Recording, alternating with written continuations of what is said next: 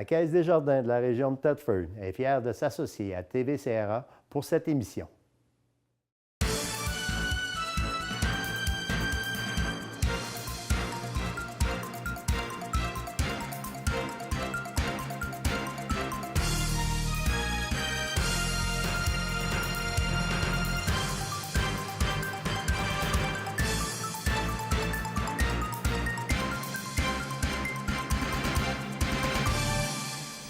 Mesdames, Messieurs, bonsoir. Ça me fait plaisir de vous accueillir à nouveau cette année à l'émission Le Touche-à-tout. Je suis rendu à ma énième année, mais je ne sais plus c'est quoi, je ne sais pas compter jusque-là. De toute façon, ce n'est pas important. Ce qui est important, c'est que cette année encore, on va essayer d'être le plus intéressant possible, comme on l'a été au cours des dernières années avec Mario, avec Luc. Qui travaille beaucoup à nous trouver des invités qui collent à la réalité régionale. Mais j'ai également, comme l'année dernière, les mêmes personnes qui ont accepté de revenir faire des chroniques. J'ai le plaisir d'en avoir 3 sur 5 à mes côtés, présentement, puis on va discuter avec eux autres pour voir c'est quoi, au cours de la saison, dont on va discuter avec eux autres. Bien, je vous nomme tout de suite les 2 personnes qui nous manquent, là. Il y a Francine Blanchette qui a accepté de revenir pour nous parler d'écologie, avec ses chroniques vraiment particulières, là, puis qui a toujours le don de me surprendre et de vous surprendre. Il y a également Jean-Louis Jacques, là, le directeur général du comptoir familial, qui va être des nôtres. Mais avec moi, aujourd'hui, j'ai le plaisir d'avoir avec moi 3 chroniqueurs, en commençant par Nancy La Liberté, de Catara. Bonjour. Bonjour, merci beaucoup. Vincent Blais. Vincent qui va nous parler encore cette année de politique internationale. Oui, exact. Et on a Martin Cloutier de la CEF Amiens, Beauce, Etchemin. Oui, oui. Donc, on va parler, bien sûr, de budget, on va parler de tout ce qui entoure, justement, les dépenses ou de familial ou peu importe, oui, oui. Tout ce qui se rapporte à l'économie, bien sûr. Donc, à tout honneur. Alors, on va y aller avec Nancy. Nancy, ça fait combien d'années là, que tu es avec moi? Là? Ça fait 3 ans, certain, hein? Certain, mais moi aussi, je ne sais plus compter. Là, je pense, oui, 3. Au moins 3, hein? Au moins 3. Oui. Bon, rappelons, c'est quoi Catara? C'est un organisme sans but lucratif. On fait de la défense des travailleurs accidentés, un petit peu des accidentés de la route aussi, mais vraiment, la grosse proportion de nos clients, c'est ceux qui ont un accident de travail, une maladie professionnelle. Donc, c'est des dossiers de CSST. OK. Puis, c'est de là vient le sigle CATTARA. Oui. Comité ou... Comité d'appui aux travailleurs, travailleuses accidentés de la région des Appalaches. Bon, c'est tout ça que veut dire Catara. C'est ça. Bon. Oui. Si les gens qui nous écoutent, là, puis qui en cours de chemin, on rappelle toujours le numéro de Catara pour savoir comment vous rejoindre ou où vous logez aussi. Oui, le numéro de téléphone, c'est dans le 418-338-8787. On est logé au 37 rue Notre-Dame-Ouest. Donc, dans le centre Marie-Agnès Desrosiers, oui. En avant de l'église Saint-Alphonse. En avant de l'église, c'est ça, au centre-ville. OK. Vous êtes à quel étage? Au premier. Vous êtes au premier étage. Bon. Oui. Alors, 87-87, le numéro de téléphone dans le 338. Oui. C'est ça? Oui. Bon. Alors, on va parler de quoi cette année? Parce que tu n'as pas voulu me le dire avant l'émission. J'ai dit, je te garde une surprise. Oui, bien, c'est une année, on retourne aux bases, je pense. Là, ça va être le comment. Comment on agit avec la CSST. Quand on est travailleur. Je pense que c'est toujours important de le savoir. Ah oui, parce qu'on peut, sans faire exprès, là, c'est pas intentionnel, mais pas enligner sur la bonne chose. On a tendance à exagérer ou minimiser soit les dommages ou ce qu'on ressent ou ce qu'on dit ou l'impact que ça a. Donc, c'est important de savoir un peu comment s'enligner avec la CSST. Ça reste des fonctionnaires, puis ça reste des gestionnaires d'une assurance publique. Donc, il faut aussi parler le langage. Ça, c'est un des éléments. L'autre, ça va être comment agir avec la commission des lésions professionnelles, qui est le tribunal. Quand on a un dossier qui ne va pas très bien, on peut se rendre éventuellement, à force de contestation, devant le tribunal, spécialisé dans ces cas-là. Commission des lésions professionnelles. Donc là aussi, il y a une manière de se préparer. Qu'est-ce que ça implique? Quand tu dis il y a une manière, tu veux dire il y a un jargon très particulier, puis vous autres, vous le connaissez. Alors vous dites à la personne qui vient vous voir, si tu veux lui faire comprendre telle affaire, il va falloir que tu dises ça de telle façon. C'est ça. Oui, parce qu'il y a différents éléments. Il y a tout le côté médical, il y a le côté administratif qui est jargon et procédurite et papier. Mais il y a le côté se préparer aussi, qu'est-ce qu'on a à dire, comment on va le faire, parce qu'on va témoigner. Donc, puis démystifier ce que c'est, là, parce que l'effet toge, ça existe. Là. Oui, OK. Malgré qu'il n'y a pas de toge aux commissions des lésions professionnelles, mais ça peut être stressant quand on rentre dans un univers avec un quorum. Donc, vous préparez psychologiquement, mentalement les gens à dire, ben là, prépare-toi, tu vas arriver pour que la personne ait le plus de chance de son côté. Là. Oui, bien comprendre aussi dans quoi elle est embarquée. Oui, OK. Ouais, bien connaître son dossier. Est-ce que vous allez jusqu'à participer, vous, supposons, devant la commission des lésions? Non? Ben non. Non, mais vous préparez, mais vous ne participez pas. Oui, on peut guider, on guide jusqu'à un certain niveau, sinon il faut référer à des bureaux d'avocats ou des conseillers spécialisés dans la défense de ça. Il y a des dossiers plus simples que le travailleur peut y aller de lui-même. À ce moment-là, c'est une recherche de jurisprudence ou l'enligner sur les articles de loi. Sinon, dans des dossiers complexes, là, on suggère une référence là, pour qu'il soit accompagné et représenté. OK. Alors, il y en a un troisième sujet, c'est quoi? Oui, en fait, on a une nouvelle employée à l'organisme, oui. Elle est chargée de la prévention et de développement. Donc, c'est toute elle qui a l'aspect, là, informer les gens, les sensibiliser à c'est quoi les droits en tant que travailleurs et comment on les fait respecter dans le milieu, puis après. Donc, je vais venir vous la présenter. Ben oui. Oui. On ne demande pas mieux. Ben et oui. est-ce que tu vas m'arriver cette année encore avec quelques petits questionnaires, avec des pièges? J'ai pas tout préparé, mais oui, c'est plaisant. Hein? Oui. C'est plaisant pour les gens aussi. Oui, parce que je m'en suis fait parler. Hein. À un moment donné, là, je suis dans un centre commercial, puis il y a quelqu'un qui m'arrive à côté de moi, puis qui me dit « l'échelle ». Puis là, j'ai rien, moi, là. J'ai aucun... Oui. Hein? Et puis là, je suis là, je le regarde avec des grands yeux de poisson, là, j'imagine, parce que là, elle venait à bout de comprendre, puis là, elle part à rire. Et puis elle me dit, c'est dans ton émission, là. Elle dit, c'était quoi le défaut, là? il y avait un travailleur qui était, bon. Ah oui. Alors, c'était justement Nancy qui nous avait amené des images, et puis avec des photos aussi, là. Puis c'était même pas des photos truquées, c'était effrayant de voir ça, là. D'une aberration, les gens, après, s'ils se cassent le cou, j'espère qu'ils ne seront pas surpris.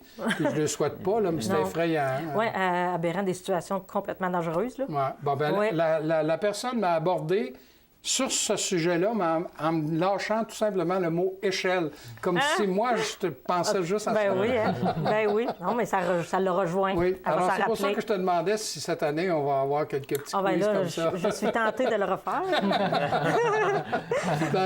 Moi, je t'encourage. OK.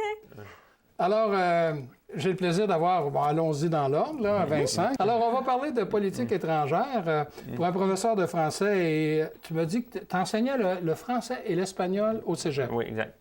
Et c'est quoi qui fait que tu es beaucoup intéressé par le côté de politique internationale? Parce que toi aussi, d'après moi, ça fait 4 ans que tu es ici, c'est pas 5. Oui, puis même avant... Même avant ça, oui. Ouais, alors tu es là depuis le début, toi. Oui, exact. Mais qu'est-ce qui fait que ça m'intéresse? C'est simplement que le fait que j'enseigne les langues étrangères, forcément, ça amène à voyager, à s'intéresser au monde. Donc, de fil en aiguille, veux pas, tu arrives dans un pays, tu veux comprendre un peu la situation qui se passe. Exemple, moi, comme professeur d'espagnol, je suis allé en Espagne, il y avait une crise économique terrible. Les gens arrivent, le taux de chômage est à 25 %. Comment ça se fait? Il faut essayer de comprendre, s'intéresser à cette réalité-là, comprendre les gens. Donc, je veux dire, j'ai toujours été marqué par ce qui se passait donc, à l'international. Puis encore cette année, ça va être mon sujet de prédilection. OK. L'année dernière, c'est-tu l'année dernière? Oui, on a été gâtés avec des élections présidentielles en France et aux États-Unis. C'est un cas un peu rare compte tenu du fait qu'il y en a un qui c'est une période de 5 ans, puis l'autre une période de 4. Aux 20 ans, ils vont se retrouver. Oui, à peu c'est près, ça. Mais, alors, l'année dernière, on a été privilégiés pour ça. Là, cette année, c'est pas ce côté-là.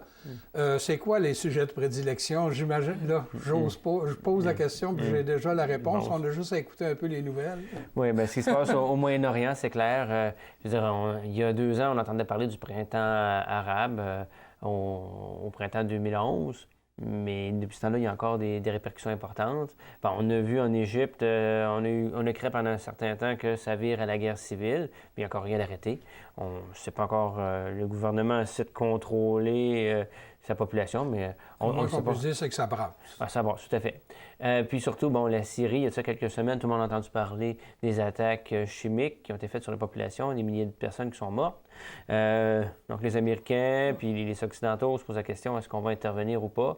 Bon, donc là, il y a des tractations qui se font. Est-ce que ça va s'arrêter là? Est-ce qu'on va simplement dénoncer? Donc il y a encore beaucoup de choses à voir parce que ça ne s'arrêtera pas tout de suite. Puis la situation en plus avec les pays arabes, c'est que, étant donné qu'ils partagent une culture quand même assez semblable, forcément, ce qui influence un pays va influencer l'autre à côté. La Syrie est connectée avec le Liban. Donc, si la Syrie est déstabilisée, ça risque de déstabiliser le Liban.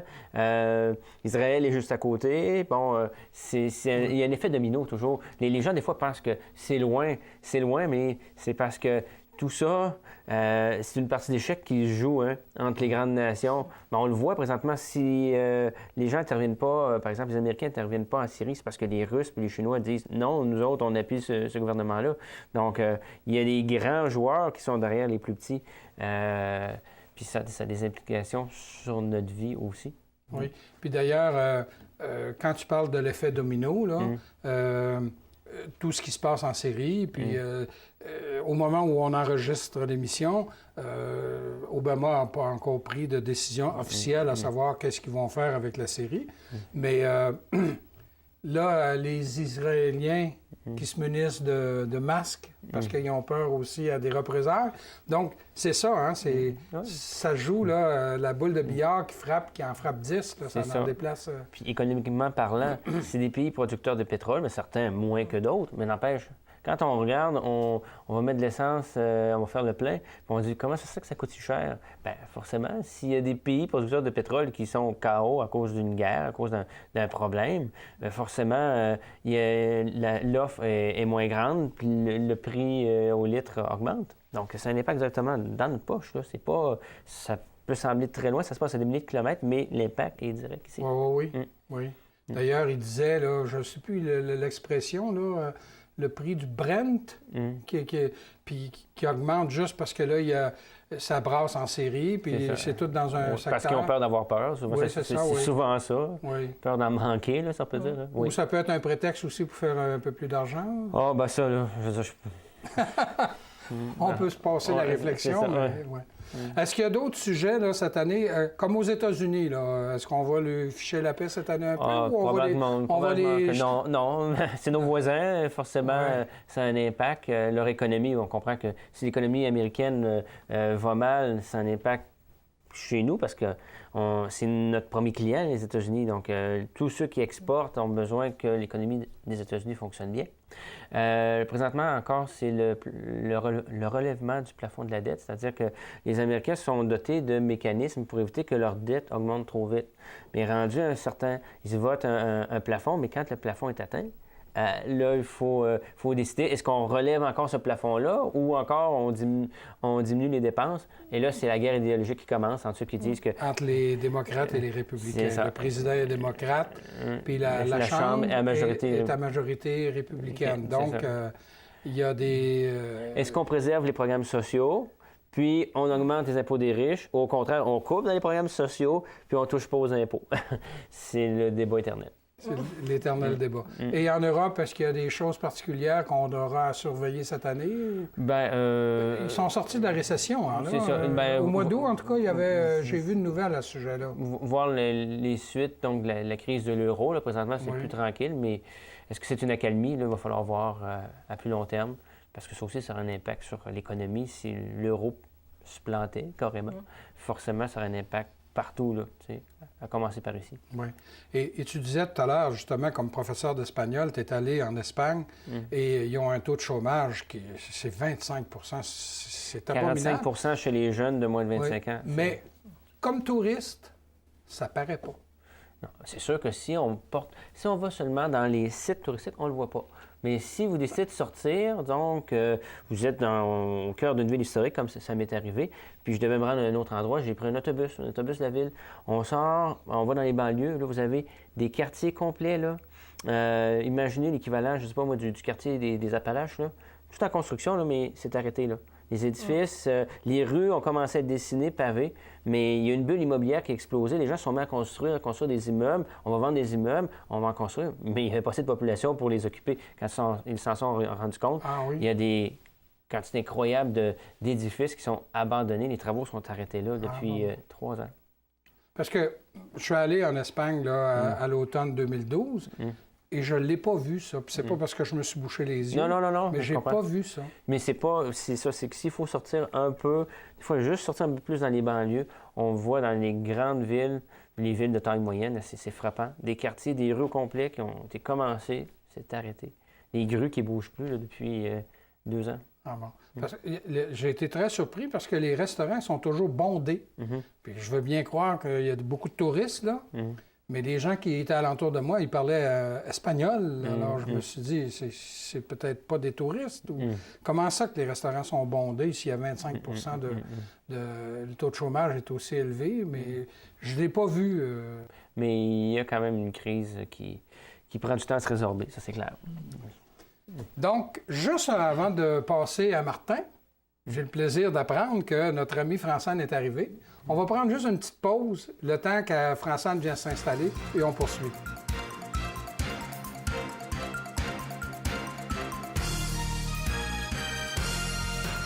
Nous voilà de retour et nous poursuivons en compagnie de notre ami Francine. Alors, merci beaucoup Francine d'avoir accepté. Merci. Alors, je suis rendu à Martin. Bonjour. Martin, on va parler, comme on disait, d'économie. Alors, est-ce qu'il y a des thèmes particuliers cette année que tu voudrais développer dans le cadre de ta chronique? Bien, en fait, économie plus finance personnelle, mais d'un point de vue bien précis, pas de manière curative en disant, bon, ben, telle solution, comme j'ai pu le faire à d'autres chroniques, ou ni préventive en disant, faisons attention à telle ou telle chose, mais plus par rapport à le budget. Nous, quand on rencontre les gens pour leur budget à la CEF, ben c'est un peu comme une fenêtre sur les conditions de vie des gens. Puis on aimerait ça aborder les choses de manière un peu plus politique, sur des choses sociales qui ont un impact sur leur santé, qui ont un impact sur leur qualité de vie, puis voir, bon, ben au niveau des politiques locales ou régionales ou même provinciales ou fédérales, dépendant des sujets, bon, ben qu'est-ce qui peut bouger, qu'est-ce qui serait souhaitable que ça bouge. On aimerait ça prendre cet angle-là un peu plus là, cette année. Puis, mais le prendre par le biais du budget, puis en commençant peut-être par les principaux postes de dépenses là, pour les gens, là, l'habitation, l'alimentation, puis le transport étant pour la plupart des gens là, les trois premiers. Le vêtement, j'imagine, non? Bien, le vêtement, s'il y a suffisamment de chroniques dans l'année, j'en parlerai aussi. Mais je veux dire, je commencerai par ces trois-là, puis après, on verra. Ouais. Mais c'est ça. Comme c'est pour la plupart des gens, là, les principaux postes, bon, ben on commencerait par ceux-là, puis j'aimerais ça parler des revenus aussi. Là. Oui. Et juste avant le début de l'enregistrement de l'émission, je te parlais, il y a une couple d'années, tu m'étais arrivé avec un budget pour la période des fêtes. Ben oui, j'avais été soufflé par tout ce que tu nous avais montré. Bien, on le refera cette année. C'est intéressant de le refaire. Ben oui, on pourrait se donner là, rendez-vous vers la mi-novembre ou fin novembre pour se donner un mois là, pour que les gens aient le temps de le voir avant que tes dépenses soient entamées. Oui, puis pas juste... des fois, c'est commencé de longue date, là, mais aussi autour du 25 novembre, là, souvent, il y a un événement, là, Noël sans achat ou des choses comme ça qui sont médiatisées un peu. Fait qu'on pourra en parler en même temps, là, si on fait ça dans cette période-là. Là. Puis ça nous donne du temps aussi avant les fêtes. Là. Bon. Il faut rappeler que la CEF, vous êtes déménagé. Oui, on est déménagé. Vous ne logez déménagé. plus ici, au 37, au centre Marie-Agnès-Desrosiers. Non, c'est ça. On est rendu au 1176 Notre-Dame-Est. C'est au coin de Notre-Dame puis de la 9e avenue. Donc, c'est une maison qui a l'air d'une maison résidentielle, mais il y a notre pancarte dans la fenêtre, puis on accueille les gens là, à partir de cette adresse-là maintenant. Depuis la fin du mois de novembre 2012. Oui. Et c'est quoi le nouveau, pas le nouveau, mais le numéro de téléphone? Oui, le numéro n'a pas changé. Donc, on a un numéro sans frais, 1-888-338-4755. Puis pour les gens de la région, ben, c'est 338-4755 dans le 418. Bon. Et puis pour toute question d'ordre budgétaire... Finances personnelles, dettes, mes droits aussi, droits des consommateurs, des personnes assistées sociales, des locataires. Alors, on répond là, aux questions des gens. Puis, Vous êtes combien de permanents à la CEF Amiante, Beauce-Chemin? Actuellement, on est 1, 2, 3, 4. On est 4, je crois, présentement. 4 permanents. Oui.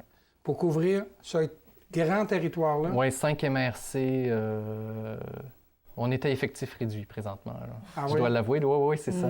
Est-ce que vous avez un peu la langue...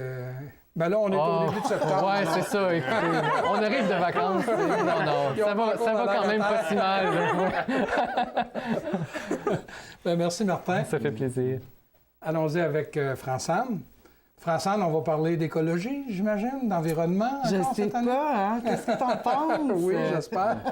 Bien que je te reçois dans 2 semaines. Oui. Et là, je vais parler à l'auteur. Oui, tu vas parler à l'auteur. La fille qui écrit et qui est à la tête aussi d'une organisation qu'on appelle Auteurs en Appalaches, dans 2 semaines. Oui, on va parler de ça. Mais dans le cadre de ta chronique, on va parler d'écologie et d'environnement. Et est-ce que tu as encore des belles surprises comme les années passées? Puis des fois, François, elle m'en envoie à la maison. Puis là, elle me dit, va sur YouTube, puis va voir telle affaire. Des fois, là, j'en reviens pas, moi. Oui, puis là, cette année, c'est drôle parce que tu te souviens que je faisais le lien avec les arts, surtout pour l'écriture d'un roman dont on va parler justement dans 2 semaines, pour faire un parallèle un peu... je trouvais des artistes qui font leur action finalement en lien avec des problématiques environnementales. C'est dans ce cadre-là que je t'en ai présenté d'autres. Puis dans le 3e tome, bon, je t'en ai présenté beaucoup par rapport aux déchets, puis c'était propre aux artistes du 2e tome du roman. Puis là, je suis en train de travailler sur le 3e tome, puis je voulais aborder les questions énergétiques. Tout ce qu'il y a en lien avec l'énergie. Bon, on pense aux énergies alternatives, mais on pense aussi au pétrole, puis aux problématiques que ça donne, au gaz de schiste. OK. Puis ça, il n'y a pas juste au Québec qu'on a ce problème-là, il y en a d'autres. Puis j'avais un peu peur de ne pas trouver d'artistes qui travaillent à sensibiliser au niveau de l'énergie. Puis j'en ai plein, des très intéressants. Puis là, on rentre plus dans... C'est sûr que c'est de l'art, mais on rentre plus aussi dans la physique. OK? C'est des gens, c'est des penseurs. Ils ne peuvent pas travailler la matière, on s'entend. Ils ne peuvent pas travailler le pétrole. Il faut qu'ils travaillent leur créativité en fonction de l'énergie. Puis là, bien, c'est vraiment une recherche vraiment autre que ce qu'on a pu voir en art visuel, par exemple. Mais c'est grosso modo les sujets que je devrais aborder avec toi cette année. Et on va avoir des images de ça, là. Oui. C'est sûr que c'est moins visuel que une sculpture faite à partir de déchets, des ombres, des installations. C'est sûr que c'est moins visuel que ça. Mais c'est aussi intéressant. Je vais juste te donner un exemple. J'ai oublié l'artiste. Mais c'est une artiste russe qui a aussi un doctorat en chimie et en physique, qui a voulu montrer à quel point on est près les uns des autres. Les impacts écologiques, c'est ça aussi que ça nous montre. C'est comment notre mode de vie occidental peut avoir un impact hallucinant sur des pays d'Afrique, OK? Eux, ils subissent les conséquences de notre super empreinte écologique.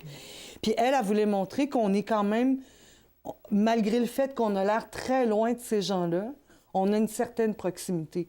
Donc, elle a installé, c'était une installation en France, je ne sais plus trop dans quelle ville de la France, mais son exposition, sa fresque, qui est pas... Je dirais que ça, c'est pas éblouissant à voir, OK? Ce qui est fascinant, c'est que quand tu entrais dans le musée, l'éclairage qui éclairait son œuvre, qui n'est pas très intéressante en soi, je ne devrais pas dire intéressante, mais tu sais, ce que je t'ai montré, c'était beaucoup du visuel. Hein? Oui. Bon, ça frappe moins l'imaginaire. Ce qui frappe l'imaginaire, c'est que l'éclairage par satellite, machin truc, vient de Tchernobyl. Est éclairé en direct d'une lumière qui vient de Tchernobyl. OK? Fait que c'est comme... C'est un peu surréaliste, c'est dur à capter, mais ils ont quand même des messages. Elle, pour montrer ça aussi, cette proximité-là, elle est allée voir des physiciens pour voir comment on calculait la distance entre deux planètes. Puis elle a utilisé ce même mode de calcul-là pour les humains, si tu veux, puis les différents territoires, puis créer des œuvres à partir de ça. Fait que c'est toute une réflexion par rapport à une problématique. Puis les œuvres sont souvent intéressantes. Je pense à Lang qui fait des... Puis il fait beaucoup d'animation dans les écoles. Il fait des petites fleurs animées avec des petits moteurs solaires. Il y a beaucoup d'artistes qui utilisent l'énergie solaire, qui sont quand même fascinants. Puis il y a des regroupements d'artistes.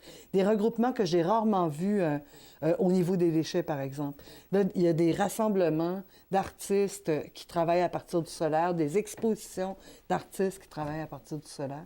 Fait qu'on va... Ça va être ça. Ce qui me frappe, puis tu ne l'as pas entendu parce que tu n'étais pas arrivé au début de l'enregistrement de l'émission, c'est quand tu parles de l'interrelation entre les peuples.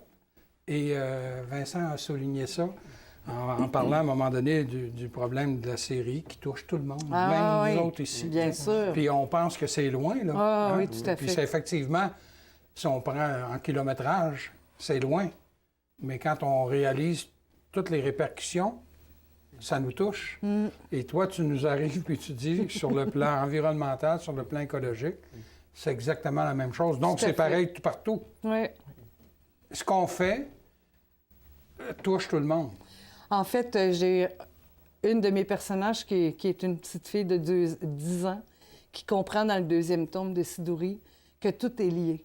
Ce message-là est très présent. Puis pour moi, c'est vrai dans les relations humaines, mais c'est vrai aussi à toutes les sphères de notre humanité, là, si on veut. Hein? C'est vraiment le politique. Tu sais, quand ça s'appelait Politique présent, Oui. on faisait aussi les mêmes types de chroniques.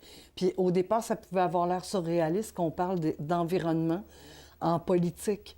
Mais le politique, c'est ça. C'est comment on arrive tous à vivre ensemble. Puis les répercussions que ça a viennent des décisions politiques. En tout cas, c'est fascinant. On pourrait en parler pendant des heures. Là, on est dans on est un peu dans Total parce qu'on tombe plus dans le philosophique. Là. Mais en tout cas, moi, je peux vous dire que je pense que les gens qui nous écoutent là, vont être à même de constater qu'encore cette année, ça va être intéressant. Je vous remercie beaucoup. Je vous remercie beaucoup d'avoir dit oui encore cette année. Ça doit être un signe qu'on est bien ensemble. En tout cas, moi, je suis content. Et vous allez revenir au cours des prochaines semaines. Et vous, bien, je vous invite à nous revenir la semaine prochaine.